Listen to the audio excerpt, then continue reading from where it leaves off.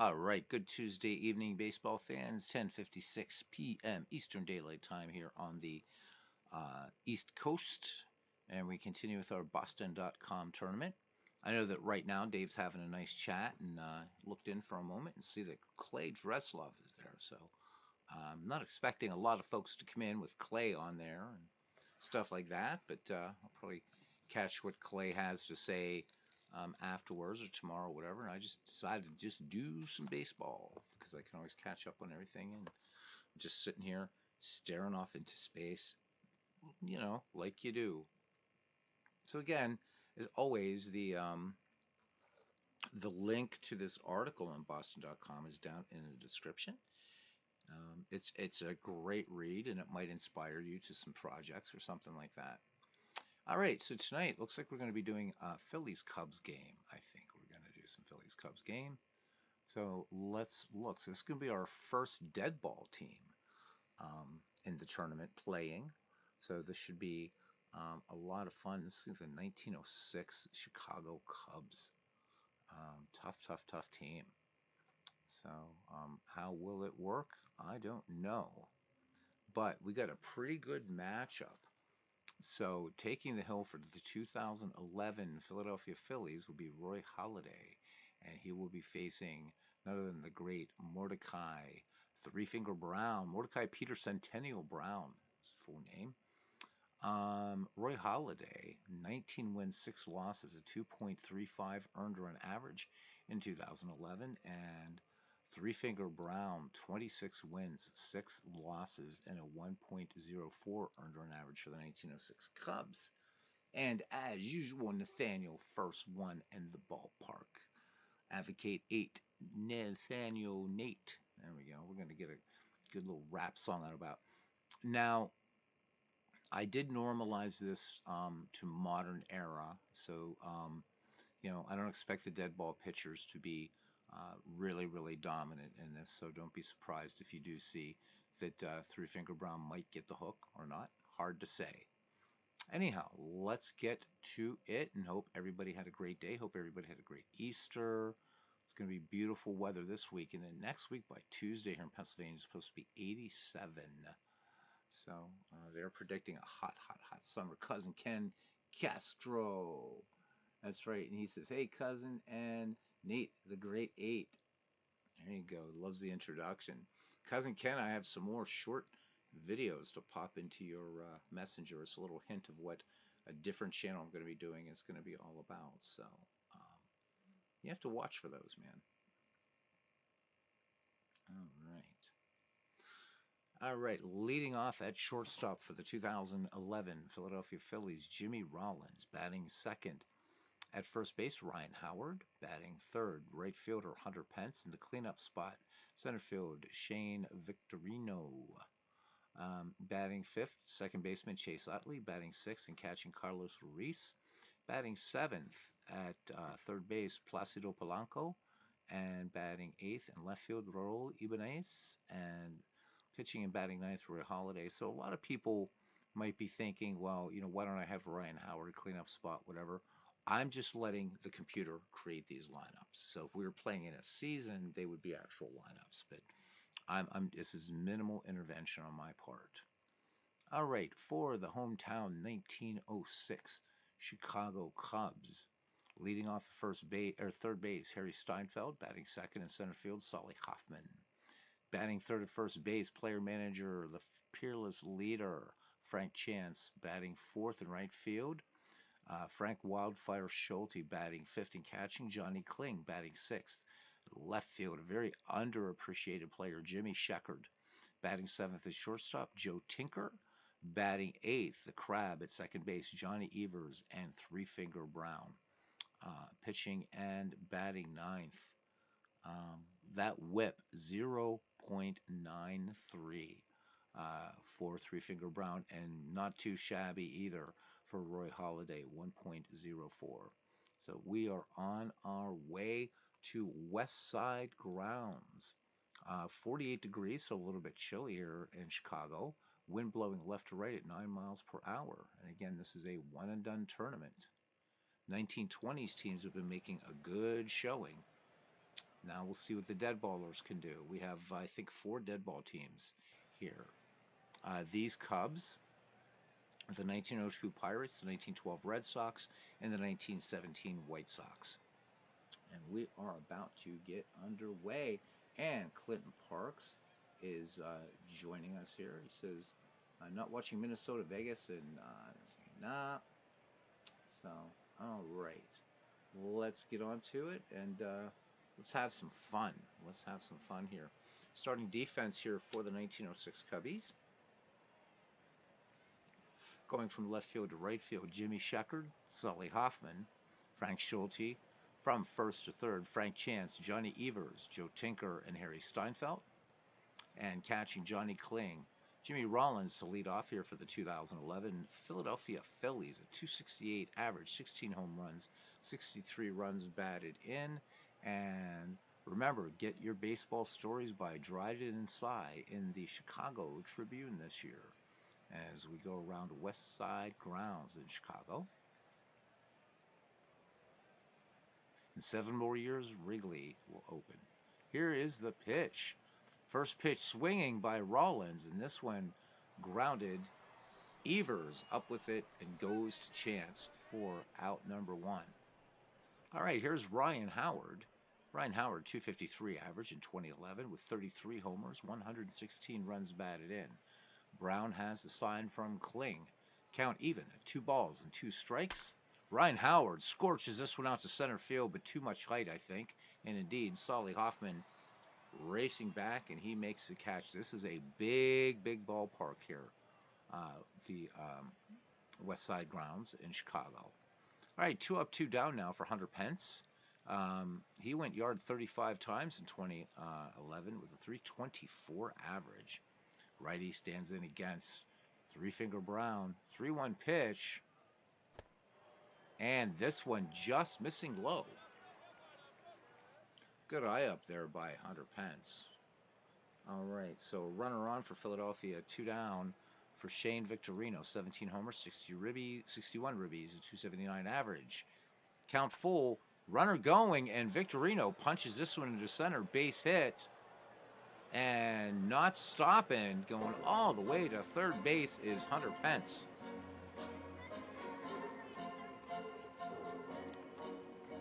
So runners at the corners for Philadelphia. Nathaniel Wynn says Cubs win 11-10, the bottom of the 10th. What was that game last week that they won 12-11? I forget who it was. Arizona or something, like, scored like this crazy amount of runs, and the Cubs came back, and that set a record for this comeback. I forget the exact score or whatever, but crazy game. All right, here's Chase Utley, 11 home runs, 44 runs batted in, .259 average for Chase. Philadelphia making some noise here with 2 down in the top of the first inning. Diamondbacks, thank you, Nathaniel. All right, the lefty Utley waits for the delivery from Mordecai Brown, working from the stretch, 1-2 pitch. Utley swing and a miss. And so a change up there by Three-Finger Brown, and Philadelphia strands 2. We go to the bottom of the first inning. The 2011 Phils nothing, and the 1906 Chicago Cubs coming to bat. Starting defense here, again looking at the outfield from left to right for the Philadelphia Phillies, Raul Ibanez, Shane Victorino, and Hunter Pence. From first to third, Ryan Howard, Chase Utley, Jimmy Rollins, and Placido Polanco. Carlos Ruiz is catching. Harry Steinfeld will lead it off here. I guess Franklin P. Adams couldn't figure out a way to fit Harry into the Tinker to Evers to Chance poem. I guess metrically, Steinfeld to Tinker to Evers to Chance. You could have made it work. Anyhow, Steinfeld with a .327 average in 1906, 3 home runs, 83 runs batted in. So hoping that these Cubbies are going to play some small ball here. This cross-arrow play stuff, always interesting. 2-2 pitch on the way by Roy Halladay. Ooh, called strike 3. Beautiful pitch there by Halladay. Bringing the change up, pulling the chain just like Three-Finger Brown. All right, here's the center fielder, Sully Hoffman, .256 average. 2 dingers, 20 ribbies.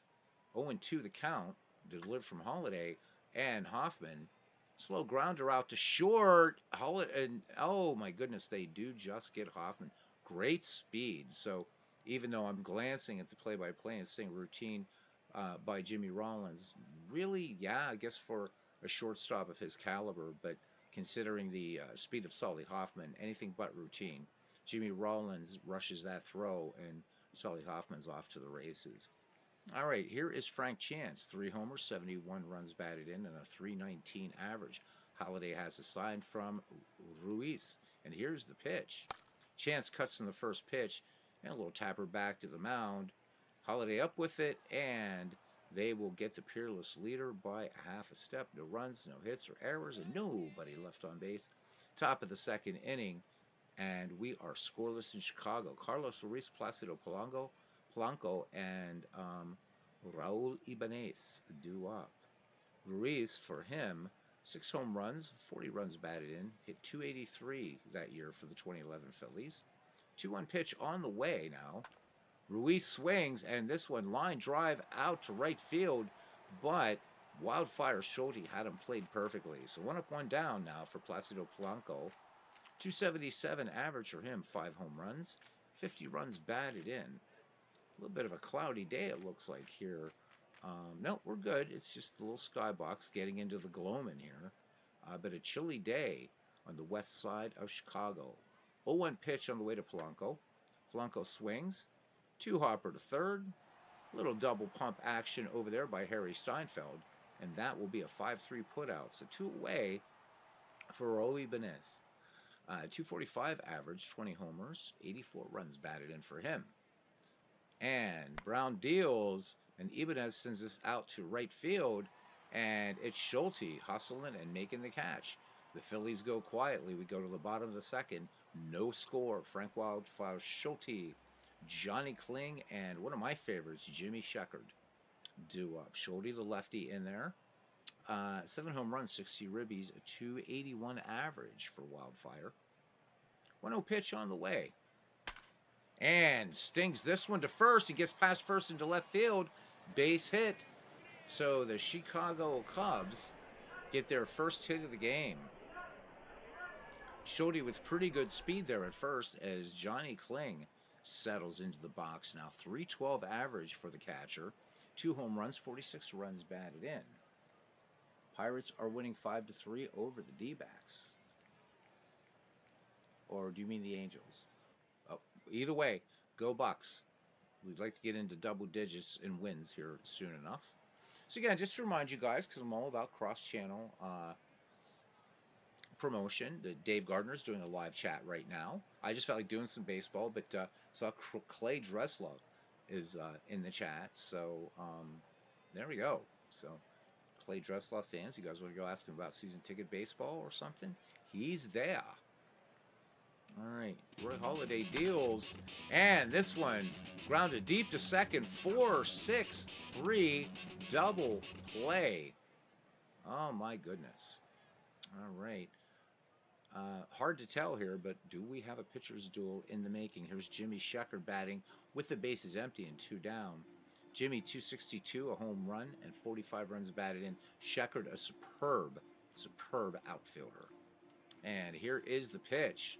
Sheckard swings, and Little Texas Leaguer dumping out there into center field. And up with that ball is Shane Victorino. So Sheckard aboard now for Joe Tinker. Chicago shortstop, just 233 average, a home run, 64 runs batted in. Here's the pitch. And there goes the runner. Sheckard slide the tag. Not in time. Ruiz comes up gunning, but he's not going to get Jimmy Sheckard. So the 1906 Cubs have a runner at Keystone Sack in scoring position. Tinker back in the box. The 1-0 pitch. And he swings, grounder to short. This should end the inning. Up with that one easily is Jimmy Rollins for the 5-3 putout. So the Cubbies strand a runner in scoring position. We go to the top of the third inning. Still no score here in Chicago.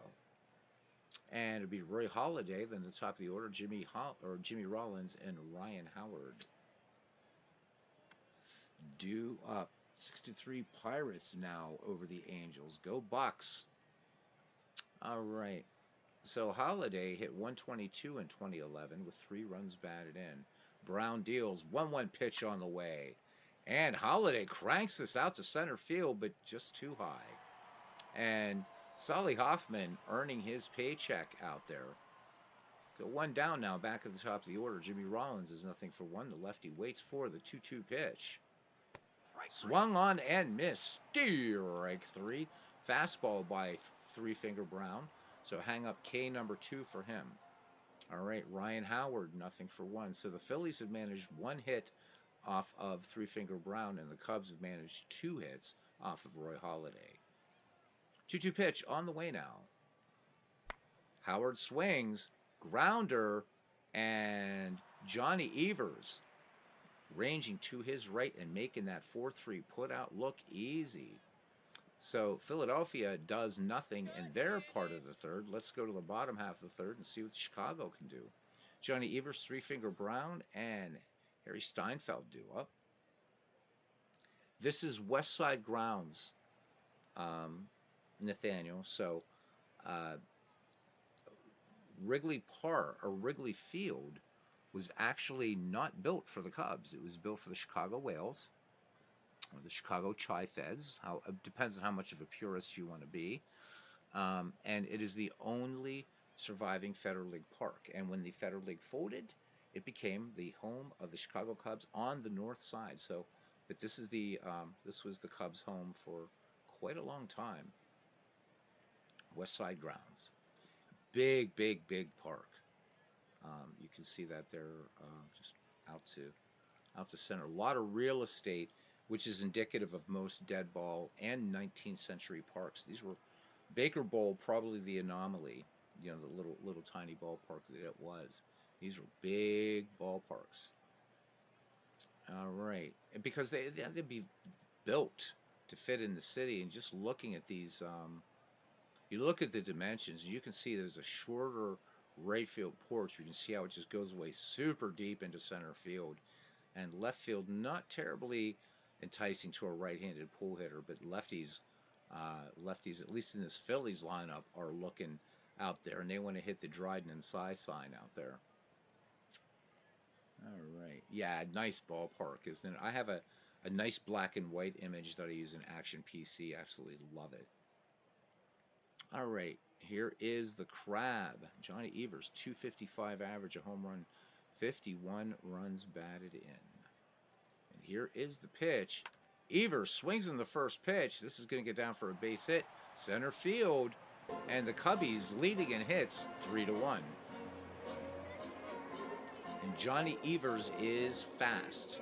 All right, here's 3-finger Brown. They are looking bunt here. 0-1 pitch. Brown gets the bunt down, but it's one of those bunts that just pops into the pitcher's glove.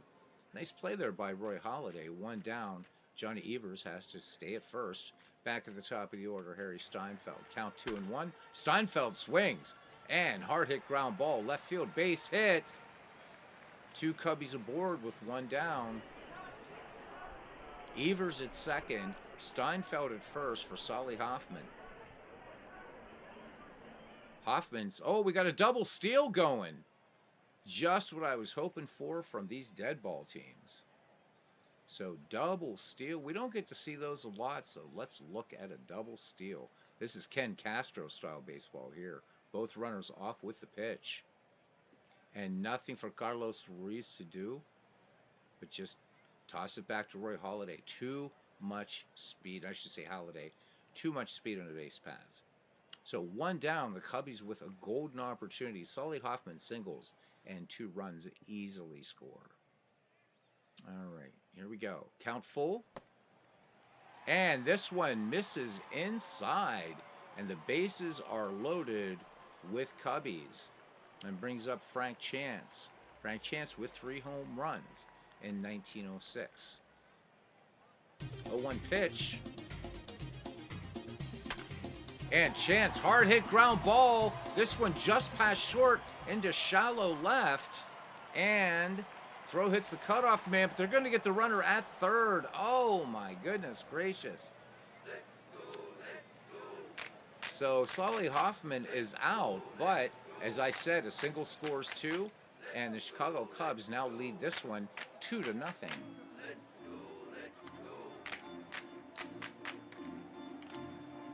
Yep, Ken says he believes in speed, lots of it. All right, so 2-0 Cubbies. Frank Chance, very, very fast on at first, and here is Wildfire Schulte. So Schulte owns one of the 5 hits here against Roy Halladay. Lefty in there, 0-2 pitch, swung on, and line drive, and this one gets into left field. Here come the Chicago Cubs. 2 on, 2 out, and 2 in, and it brings up Johnny Kling now. So Halladay in a little bit of trouble, looking to stop the bleeding right here. 3-1 pitch. He is behind. Swung on, and this should end the inning. Grounder to short, close play, and Jimmy Rollins able to get the quick snap throw off. But the 1906 Cubs get 2 runs on 4 hits. They leave 2. We go to the top of the 4th, and the 06 Cubs lead the 11 Philadelphia Phillies 2-0. Hunter Pence, Shane Victorino, and Chase Utley due up here in the top of the 4th. For the Philadelphia Phillies, we enter the middle innings of this game, and we are just 21 minutes in. How's about it? All right.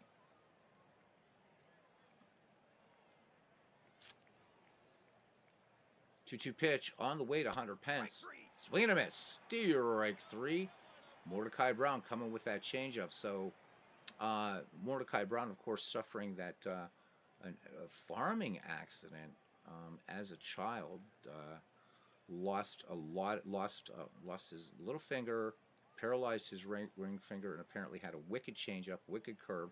No overpowering fastball from Brown, but also threw a good fadeaway pitch as well. And the matchups between Three Finger Brown and Christy Mathewson were the stuff of legend in the first decade of the 20th century. Against there were 3 teams, of course.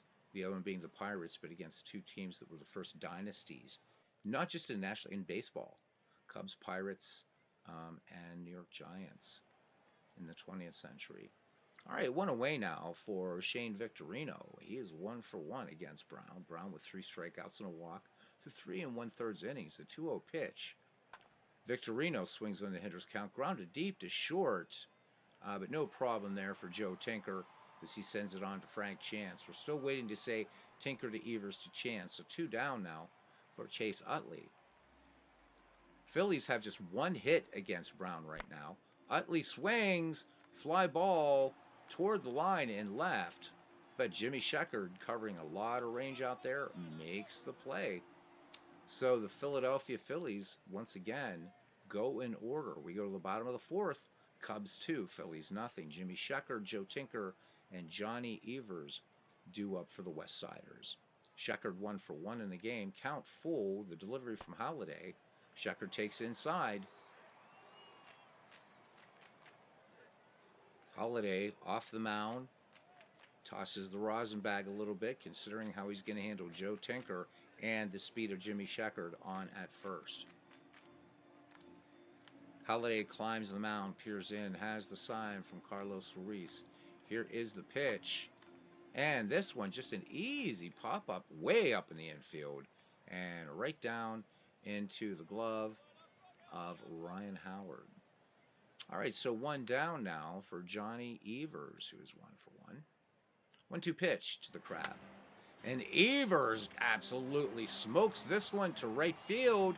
Base hit. And Johnny Evers is going to settle for a single, but going all the way to third is Jimmy Sheckard. What am I telling you about this guy? Jimmy Sheckard, what an unsung hero he is from back in the day. Nobody knows about Jimmy Sheckard these days except Clinton Parks, Ken Castro, and Beatles Eternally. We know about Jimmy Sheckard. Now, I'm hoping we get more people. You know it's that time. It's time. We're going to give... Jimmy Sheckard is going to be our, hopefully, our player of note here. So You hang on while I open the holy book here. By the way, I want to take this opportunity. Yes, I'm Eastern Orthodox Christian, but still, I wish memory eternal to His Holiness Pope Francis, a man who he talked the talk and walked the walk. So, a great leader, a great voice of sanity. And there's Bob Dylan wrote a wonderful prose tribute about Pope Francis. So we in the Eastern Christian churches are be watching with great interest to see who the next patriarch of Rome will be. But again, you know, just a great man. So thank you, Pope Francis, for being that voice of peace and living it, and remembering, that's to minister to the poor. All right, we get that out of the way. And besides, you gotta love a pope who used to be a bouncer. He used to be a bouncer. How cool is that? So you go from being a bouncer to being the pope. That's pretty damn cool. All right, Jimmy Sheckard. So real name Samuel James Tilden Sheckard. Now I haven't read this article about him, but that's a pretty fancy name. Let's see what sounds like. That's a good family there. All right. Before the 1906 World Series, Chicago Cubs outfielder Jimmy Sheckard boasted that he hit .400 against the pitching of the White Sox, the Cubs' opponents. Instead, he went 0 for 21 and didn't hit a ball out of the infield.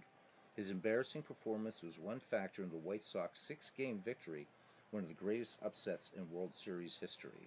We should Dwayne's already done it, but I'd like to redo the 1906 World Series in this channel someday. It'd be fun. Though never a great hitter, Sheckard, who batted left-handed and threw right-handed, was far better than his series performance indicates. He spent 17 seasons in the majors, compiled some fairly good career statistics, and played on 5 pennant winners. He was a fine defensive performer and one of the best base runners of his day. Luckily, he was able to show his abilities in several more World Series. One of the few Pennsylvania Dutch to play in the majors, Sheckard became a professional ball player with Portsmouth of the Virginia State League in 1896. The next year, when he hit .370 with Brockton to lead the New England League, the Brooklyn Dodgers acquired him and tried him at shortstop for 13 games, just long enough that it was clear he belonged in the outfield. Although Sheckard hit .277 in 105 games, in 1898 he was cast off to Baltimore in 1899 when the Orioles owners bought a controlling interest in the Brooklyn club and amalgamated the two teams to Brooklyn's advantage. When Sheckard hit .295, scored 104 runs, and led the league with 77 stolen bases for the Orioles, Brooklyn took him back. In 1900, Sheckard hit .300 as a substitute for the remarkable outfield of Willie Keeler, Fielder Jones, and Joe Kelly. Boy, what a trio there, huh? In 1901, Jones jumped to the new American League. Sheckard replaced him and had the best season of his career, batting .353 with 116 runs scored and 104 runs batted in. He led the National League with 19 triples and a .536 slugging percentage and hit a career-high 11 home runs. On September 23rd and 24th, 1901, Sheckard hit grand slams in consecutive games. Through 1999, only 3 other National League players had ever accomplished the feat. So I'm going to stop right there for a second and say to those people who say that dead ball didn't count, suck it. Jimmy Sheckard would say, suck it, except he was a nice Pennsylvania Dutch guy, so I guess not. Anyhow, in 1902, Sheckard jumped to the American League but returned to Brooklyn after only 4 games. In 1903, he hit .332, led the league with 9 homers, and tied Frank Chance of the Cubs for the lead in stolen bases with 67. That season, he had lost his .300 average, but Sheckard was not alone in the general malaise that overcame hitters at this time. The dead ball and perfection of trick pitches sent batting averages plummeting in both leagues. In 1906, Sheckard was traded to the Cubs for 4 players. He was one of the final pieces in the assemblage of one of baseball's great teams, which included infielders Joe Tinker, Johnny Evers, and Chance. Before being upset in the 1906 World Series, the Cubs won a record 116 games. They bounced back from their loss to the White Sox to win pennants again in 1907, 1908, and 1910. Sheckard hit .238 in the Cubs' World Series victory over Detroit in both 1907 and 1908. In 1910, when the Cubs lost to Philadelphia, I said 1910. In 1910, anyhow, he drove in the winning run in the only game Chicago won. Although Sheckard's batting average was average to poor through these years, he was extremely adept at reaching base on walks. In 1908, when his average dipped to .231, his on-base percentage was .336. Ironically, when the Cubs slipped from first place, Sheckard became even more talented at drawing bases on balls. In 1911, he collected 147 free passes, a record that stood for more than 30 years. He also led the league in runs scored that season with 121 and was the league leader in walks in 1912 with 122. Sold to the Cardinals in 1913, he finished his major league career with the Reds later that season.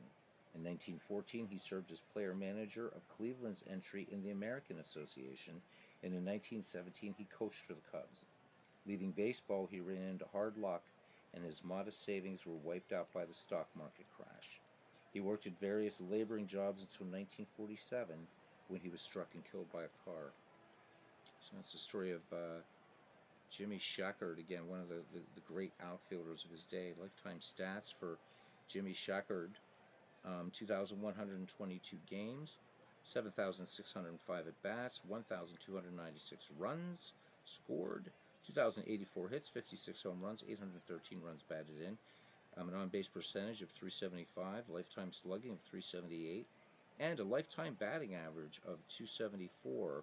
So he was born November 23rd, 1878 in Upper Chelmsford, Pennsylvania, and was killed January 15th, 1947 in Lancaster. Made his major league debut on the 14th of September, 1897 with Brooklyn. Left-handed batter, right-handed thrower, 5'9" and 175. So stocky guy, Jimmy Sheckard. So there we go, guys. Thank you for helping me and for all of us to remember Jimmy Sheckard, one of the great outfielders and base stealers and all kinds of other good things in baseball. All right, back to it. Thank you, cuz. Thank you, cuz. Parallel League joining us here at Westside Grounds.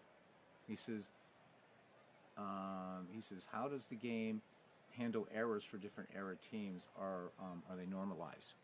So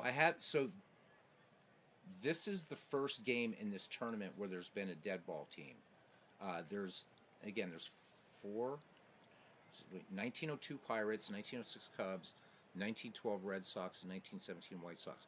So there's four dead ball teams in this tournament, and this is the first dead ball team. So really couldn't tell you. I can tell you this as far as if you're playing a regular season, then it plays dead ball baseball perfectly. But what I'm seeing here, not so much in terms of errors, you can see so far there are none, is that the game is still using good dead ball tactics. We saw a double steal earlier in the game, and let's face it, you don't see that much in 2025 or even 2005 or 1995 or 85.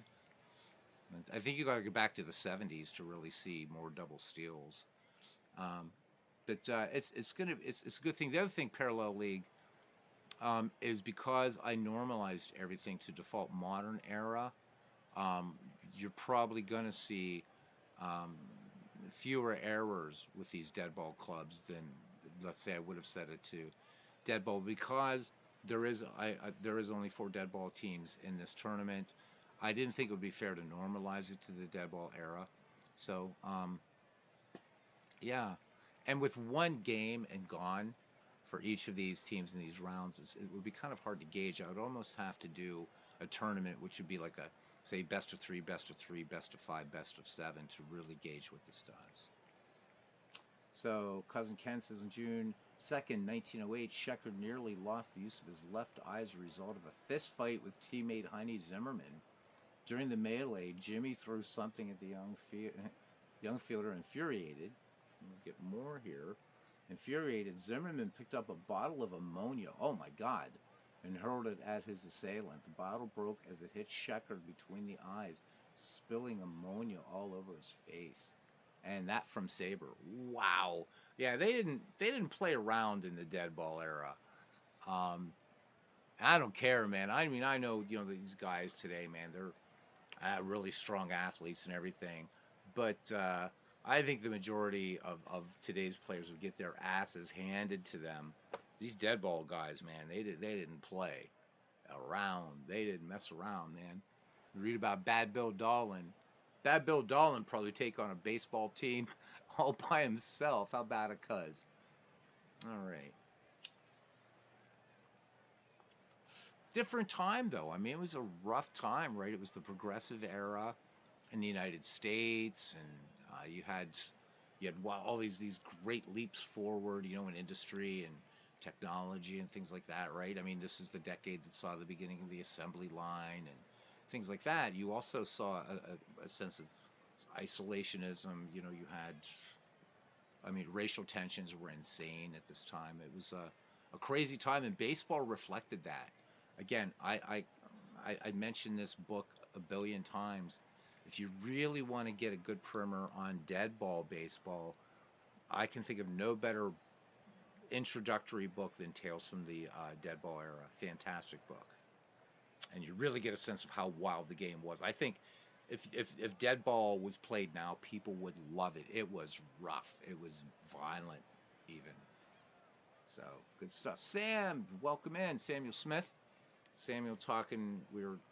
And Clinton, a few of us were kind of chin wagging asynchronously about Digital Diamond baseball, and I have to admit I'm a little bit disappointed. I'm just going to take this moment to talk about this. There's no knock on Mark Cohen. I still think it's a very good ball game, but I was really expecting more of an integration of status pro baseball, and it's just kind of not there. It's having issues with earlier baseball, so it's having issues with dead ball baseball. It's not doing it very well. Um, I do like the import, but I think for me, for Digital Diamond, there's some rumors that there's going to be better integration for version 14. So I like the game, but once again, if I do anything with it, it's going to be just using its original engine. But good game. It's a good game, but there's definitely room for a lot more improvement. So yeah, baseball is. It's definitely. So Bill Dolan was ejected 55, or I'm sorry, 65 times as a player or manager. Yep. Yeah, he said don't use fact cards for the engine. Use the text for the fact. But see that. But I wanted to have that. Yeah, because you could use them as a board game companion because in version 12 it worked fine. But in version 13, the copy led me, and I think some others, to believe at least that you could play status pro baseball even without rolling a dice. You had it there, but that's just not the case. Do I hate the game? No, I think it's a very, very good baseball game. But I'd like to see some more improvements. And this is there's more than three of us that have talked about this. In some ways, some people have posited this is a bit of a step backward, and in some ways, I have to agree. But I also have to say that it does play a damn fine game of baseball, its own engine, and it is a great board game companion. Although, Pocket Pennant Run could be nipping at its heels. So, hopefully, Mark, I hope you can next year make the cards sync up. Some of us do want to actually use the cards that the game creates. I mean, you have so much great in this game. It fell short of my expectations in terms of status pro integration. That being said, once I get a physical copy, Paul Fay offered he has an extra copy of it when he gets to Denver. I'm going to give him my address. I'm going to print out some status pro cards, and then I'll do sort of what Dwayne does, except it'll be with status pro. All right, back to the game. Wee Willie Keeler was Dolan's best man at his wedding. How about that, right? Keeler and Dolan, you wouldn't expect those two to. Not that, uh, not that Keeler was an angel, but in comparison to Bad Bill.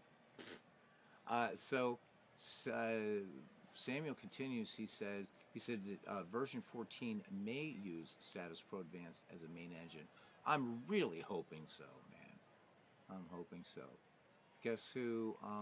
Had to hear our friend from Maine's tirade about Digital Diamond. Yep, I heard it too. But you know what? It's accurate. It's accurate. But again, the player import, the way you import players this year, Mark, you hit it out of the park on that one, man. I love team creation now, for like fantasy team creation, things like that is better than it ever was. But please, please, please, I hope you, even if you have to skip a version, just make that status pro. It's a discrete main engine that people can play. I think that would be amazing. All right, back to it. Here's Mordecai Brown. Two Cubs on, one down, runners at corner. Sheckard at third, Evers at first. 2-2 pitch on the way. Three-finger Brown just lets this one go by. So second strikeout there for Roy Halladay, and two away as we go back to the top of the order. Harry Steinfeld, 1 for 2. 1-0 pitch on the way, and this one way off the corner. The runner goes. Didn't even see that happening. How about that? So Johnny Evers picks up the steal, and here we go again. So the Cubbies are running. Speed on the base paths, ducks on the pond. 2 on, 2 out. Steinfeld back in the box in the 2-0 pitch. Steinfeld swings, and hard roller out there to second base. Not a problem at all by Chase Utley to retire the side. So the Cubbies get a hit and a walk, steal a base, and do nothing with it. We go to the top of the 5th inning. Cubs still leading 2-0. Three-finger Brown working on a one-hitter right now. Carlos Ruiz, Placido Polanco, and Raul Ibanez due up for the 2011 Philadelphia Phillies. 2-2 pitch on the way now to Ruiz. Swung on, and grounder past Joe Tinker into left field. So that's just the second hit for the Philadelphia Phillies in this game.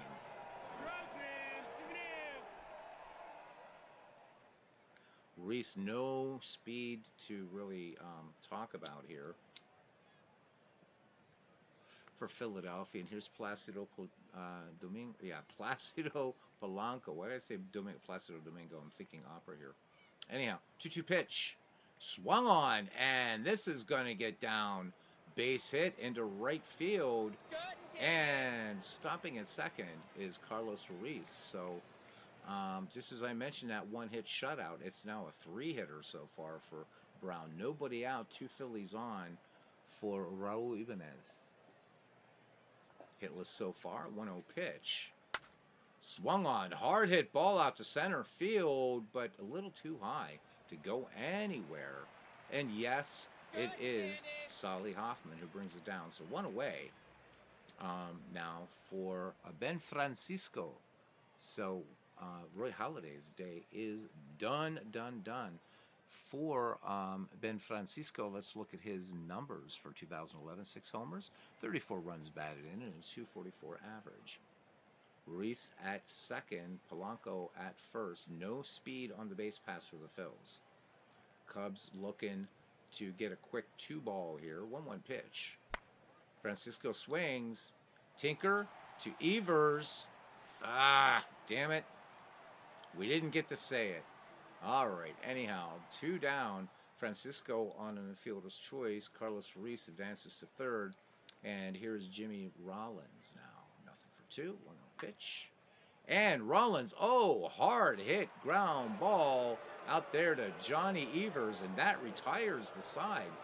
The Phillies do not score, and we go to the bottom of the 5th. Cubs lead the Phillies 2-0. Chris Slovic. Chris, how'd it go, man? How are things going, brother? Let us know what's going on, man. We're all pulling for you. It's great to see you. You hear it all the time. Rent the best in private, keeps us out of trouble. Absolutely. All right, so here we go. So Chris Slovic says he's introducing the Cats to baseball for the move. You better, because going with the professor there, they're gonna have to be baseball fans, and they will be, of course. Chris, just let us know how you're doing, my brother. EFIS is streaming now. Very good baseball film. So, Samuel, where's that streaming? if you wouldn't mind reminding me and in the chat. Optimistic with jobs, but one day at a time. Absolutely, brother. One day at a time, man. All right, Brad Lidge will come on now to pitch for the Philadelphia Phillies. No wins, 2 losses in 2011. 19 and 1/3 worked. Let's see, 13 walks, 23 strikeouts, and an ERA of 1.40. Lidge will face Hoffman, Chance, and Schulte here in the bottom of the 5th. And here is the pitch. And swung on by Hoffman, grounder to short, and they're going to get Solly Hoffman by a step and a half. So Jimmy Rollins on the play. Here is Frank Chance now. Frank Chance, responsible for both Chicago runs. He is 1 for 2. Count even, 2 balls, 2 strikes. And that was a 2 RBI single by Chance. Oh, beautiful pitch there by Brad Lidge. Gets one by the peerless leader. So 2 strikeouts, or 2 outs now, and the first strikeout for Brad Lidge as Wildfire comes to the plate. 2 for 2 for him today. 0-2 pitch. And hard hit ground ball. Room service bounce over there at second base. Chase Utley will throw the first, side retired. The Cubs are set down in order. They lead 2-0 as we head to the top of the 6th. And the only scoring in this game was that 2 RBI single by Frank Chance back in the 3rd inning. All right, Three Finger Brown will face Ryan Howard, Hunter Pence, and Shane Victorino. Kling sets up the target. The 1-2 pitch for Three Finger. Ryan Howard grounded out his last time up, and he's going to whiff this time. And that was a little curveball action there by Three Finger Brown to pick up his 4th strikeout. All right, here's Hunter Pence. So far, the Phillies just being held to 3 hits in this game through 5 1/3. Full count now on Hunter Pence. And he drills this one to right. Back, and this one just, oh no, leaping grab by Wildfire Schulte, and he makes the catch. I thought that one was gone. Let's have a look at that one. Great play out there by Schulte in right field. Hunter Pence got good contact on this ball. Yep, thought it was gone, but Schulte's got it. Short of the wall. All right. So 2 away quickly, and here's Shane Victorino. He is 1 for 2, so has one of the 3 Philadelphia hits against the great Three Finger Brown. Count full on Victorino. Victorino swings, grounder to Steinfeld, and Steinfeld to Chance, and that will retire the side, my friends, my family. Fastball that time. We go to the bottom of the 6th.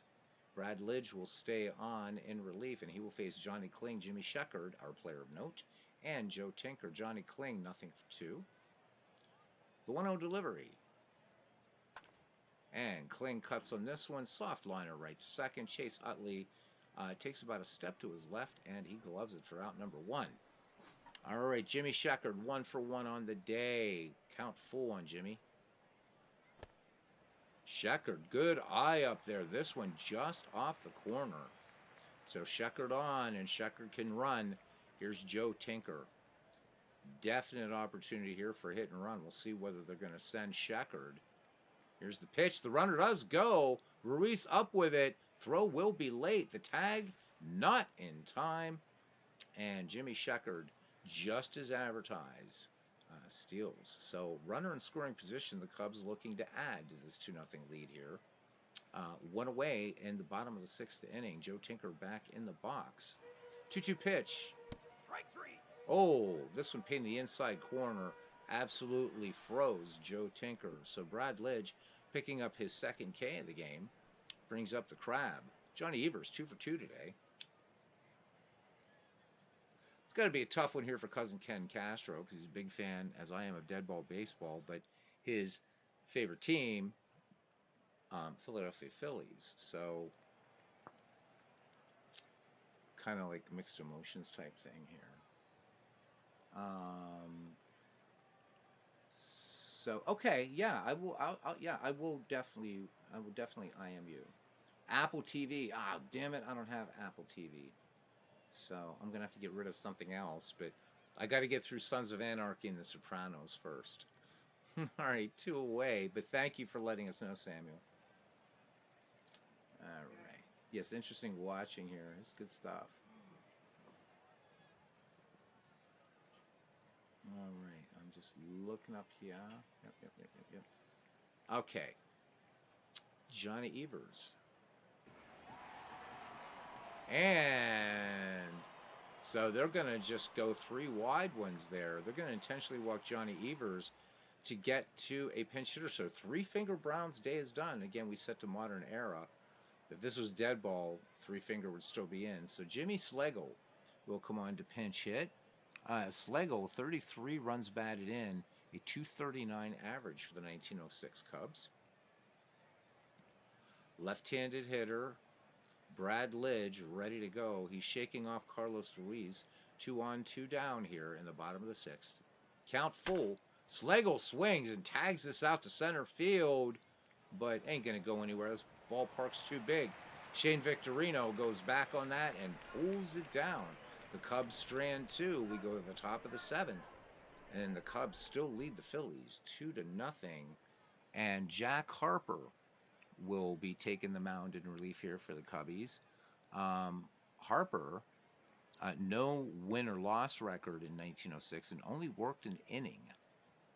So when I see somebody like that, we got to have a quick look at his career just to see how long he was in the baseball and what he did. So 1890, this is his final year in baseball, 1906. And let's look at his pitching. So he was a 2-time 20-game winner, Jack Harper, in 1901 and 1904. All right. So for a player like Jack Harper, we would definitely, if we ever wanted to highlight him, we'd have to dig deep into Saber for him. All right. Chase Utley, Carlos Ruiz, Placido Polanco do up for the Philadelphia Phillies. Being blanked here, but now going from Brown to Harper, we'll see whether the complexion of this athletic contest shall evolve into something else. 1-2 pitch to Chase Utley, and the lefty swings, and look at this, he dumps it right into left field. Base hit. Cotton candy. So incredulousness reigns here at West Side Grounds as the Phillies pick up their 4th hit of the game, and here's Carlos Ruiz, who did manage a hit off of 3-finger Brown. 2-1 pitch, and Ruiz is drilled in the back. This one a little change up, so we won't call it drilled, we'll call it poked. Could things start to fall apart here now for the Cubbies with the hook of 3-finger Brown, and we have us a pinch hitter, John Mayberry Jr. So a 273 average with 15 home runs, 40 runs batted in. So the Phillies looking to do some damage right here in the top of the 7th. And Mayberry, first pitch swinging, this one out to right field, and racing in and making the grab is Wildfire Schulte. So big catch out there as Ibanez comes to the plate. Nothing for 2. 1 out, 2 on for the Phillies.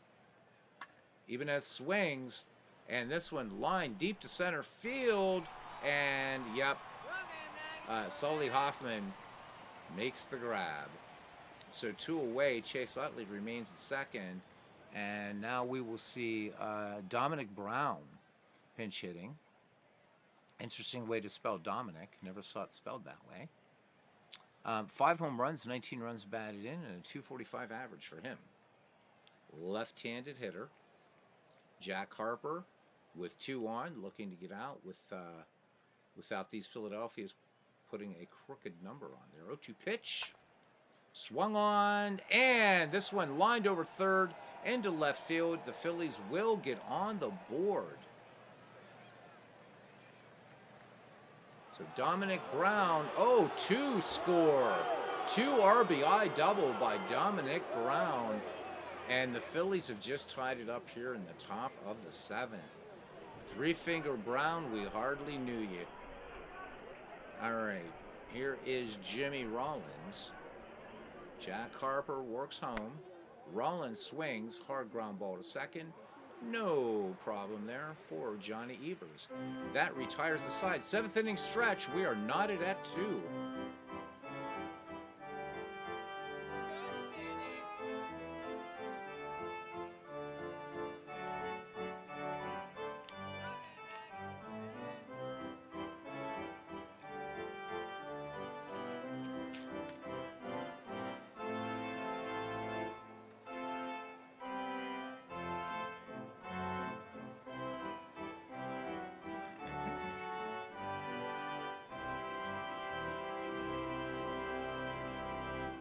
So Cousins says no offensive pop tonight from the Fightins, and he said spoke too soon. So 2 RBI double. The Phillies tie it up. All right, bottom of the 7th, and we have Michael Stutz. Is it Michael Stutz? Michael Stutis? Somebody please, if you know the pronunciation, let me know. Anyhow, it comes on in relief for the Phils. 6 wins, 2 losses in 2011. 58 strikeouts, 28 walks for him. 3.63 earned run average. Harry Steinfeld, Solly Hoffman, and Frank Chance, the top of the order for the Cubbies.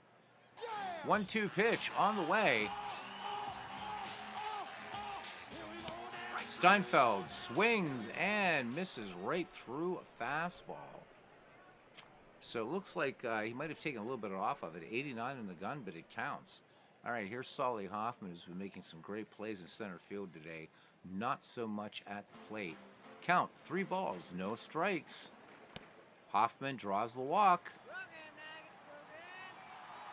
So potential go-ahead run on board for the Chicago Cubs, and it brings up Frank Chance now, the peerless leader. Again, responsible for the 2 Chicago runs back in the 3rd inning. All right. 1-0 pitch on the way to Chance. Chance swings, hard grounder to 3rd, and they just do get the lead runner. So Hoffman retired. Frank Chance on the fielder's choice, and here's Wildfire Schulte. Bats with 2 down. 2 for 3 in the game. 0-1 pitch. Gotta kill this music. Oh, this one ripped to right. This is gonna get down all the way for extra bases. And playing the carom out there in right field. The throw comes in, and the Chicago Cubs are back in the lead, baby. All right, so Frank Schulte with the double. And looks like he was thrown out at home. Let's look at this. Yep, Wildfire Schulte thrown out, but that's okay. That's okay. Chicago Cubs are happy with it. They'll take it. 3-2. Let's look at that play again. Just regular replay, so we don't get... let's look at the super stats, because I love looking at these beautiful Mike Silva ballparks. Schulte trying to stretch it into a triple. A lot of bouncing around out there.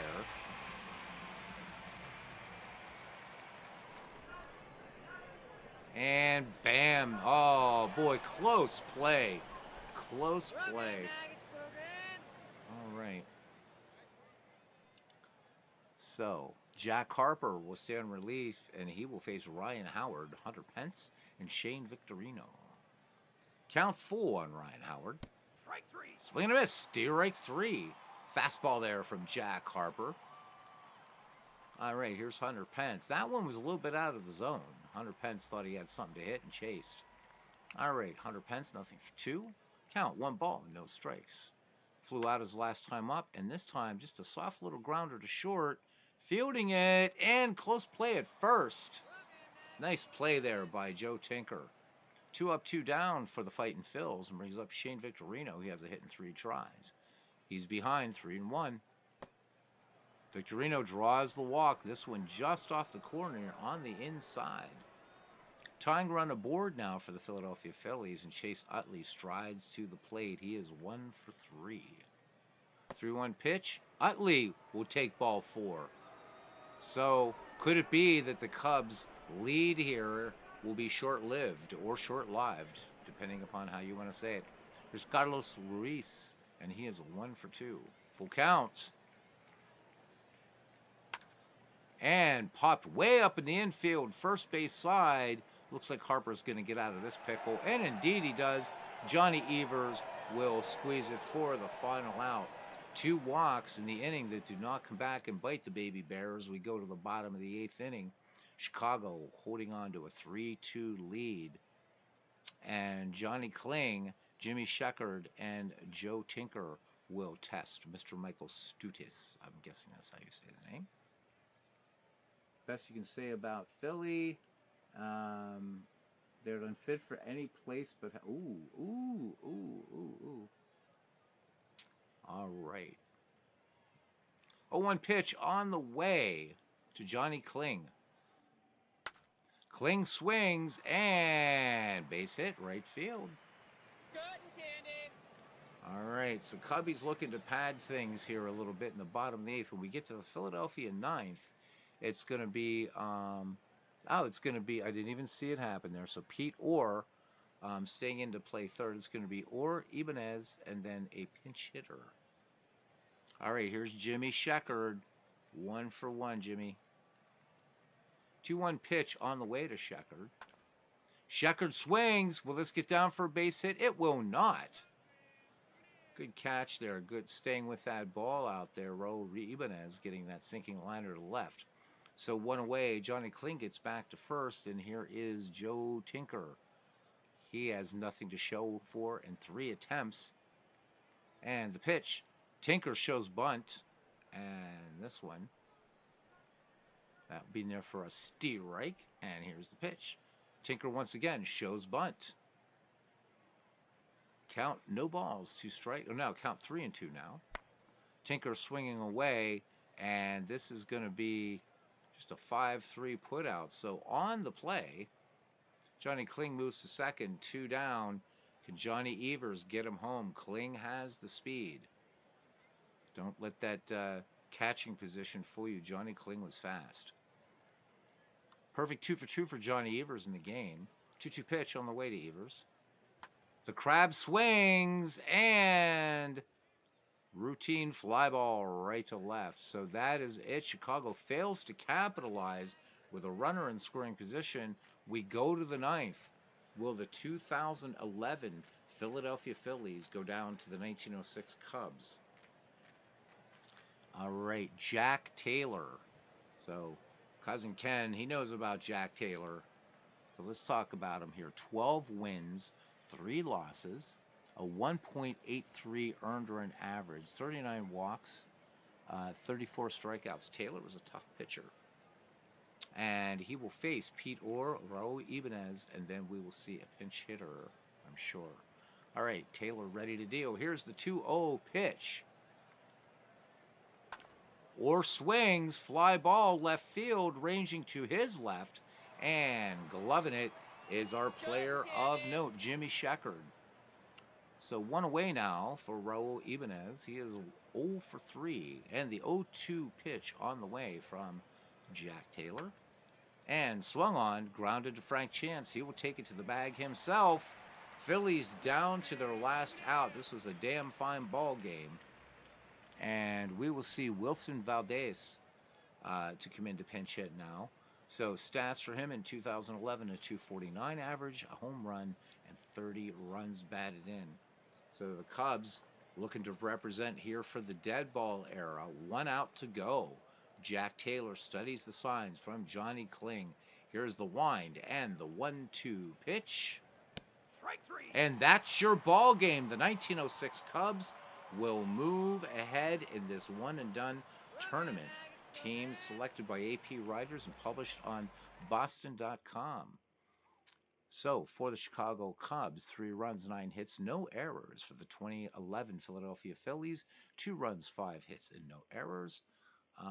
Your player of the game is Three Finger Brown. Brown did not get the win. Jack Harper actually picked up the win. Jack Taylor gets the save. And Michael Stute is tagged with the loss. So let's jump out and just remind everybody who has jumped ahead. Fun stuff. So now the dead ball represented as we go into round 2. So the 1976 Reds, the 1929 Philadelphia Athletics, the 1927 Yankees, 1948 Indians, 1993 Blue Jays, 1906 Cubs, 1986 Mets, 1998 Astros, 1922 St. Louis Browns, 2002 Anaheim Angels, and 1982 Brewers will be moving into round two. So we're coming down to the end of round one. The games that we have left, the 2015 Royals versus the 1902 Pittsburgh Pirates. Let me see. What else do we have left? The 2008 Rockies against the 1917 White Sox still to play. I forget what year this is for Tampa Bay. I think 2006. I think against the 1912 Boston Red Sox, and then we've got the 1935 Tigers, and I believe that's the '84 Padres left to play. Oh, and we also have the 2011 Rangers. I forgot. So we have 5 dead ball teams against the 1905 New York Giants. So that'll be coming up soon on the channel. Ooh. Ken Castro says rigged. He says that Dwayne and I have been rigging games lately. Anytime the Phillies lose, it's rigged. Love it. All right, guys, that is it. We are approaching. We've just passed the witching hour, or the beginning of the witching hour. So we topped out tonight for, 14 people. Pretty cool. And I'm glad you guys are enjoying this. I know I'm doing a crap ton of out of the park baseball, but just having a lot of fun. Having a lot of fun with it. All right, let's hit this thing. Got a couple other fun projects going on in other games, and as you can see, my love for this game is never ending. There's lots going on in out of the park baseball. So, for all the digital baseball sims I play, this one and baseball for Windows seem to be the one I do most. So, the ones I do most is cancel. So, thanks guys for coming in. I really, really, really appreciate it. And for me, I'm happy. No knock on the Phils, but I'm glad to see that the dead ball team made it through. And there you go. Working on a possible project for the summer, cuz think you'll like it. Absolutely, I know I'll like it. So be anxious to hear about what that will be and get us a little going. Should let you guys know in advance. There will not be a chinwag this Saturday. But what I was thinking of doing, I realized that Robert does a lot of broadcasting on Sundays, and I don't like to broadcast against other people and stuff like that. But it's been a while since we've done a bona fide chinwag, so we may do something maybe Sunday afternoon or something, maybe or early Sunday evening. We'll see. But spending some time with a female particle Saturday night. So I love baseball, but you know what I mean, right? So I could show you guys. Should I show you guys the possible channel mascot? I wonder if I should do that. Oh, I should, huh? Or at least one of them. Yeah, hang on here. I'm going to show you guys.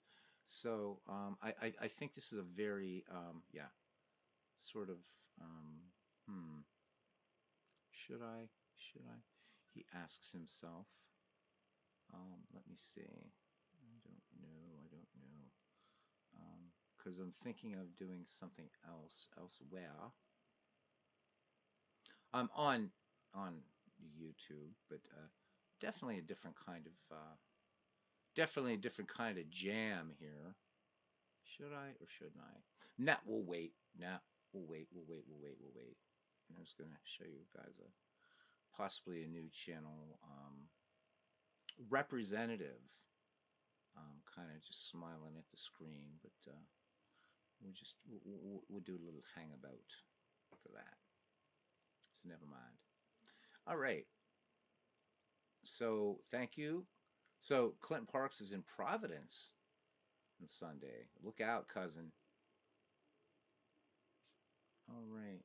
Guys, thank you very much for coming in. Clinton Parks, cousin Ken Castro, the professor, and the heart and soul of this channel, respectively there.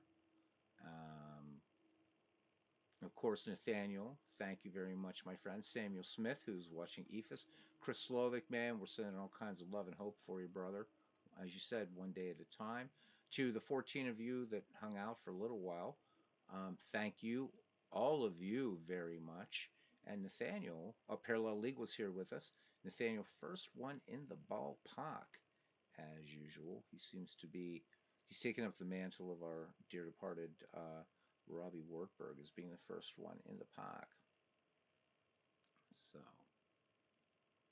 So, Ken Castro says it's time for him to leave Rhode Island.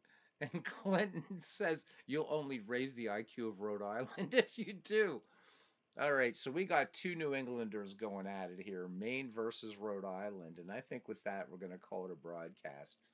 Guys, much love. Thank you. It means a lot that you guys hang out here, this great family that we've created here collectively. And until the next time, we'll see you around the batting cage. Good night.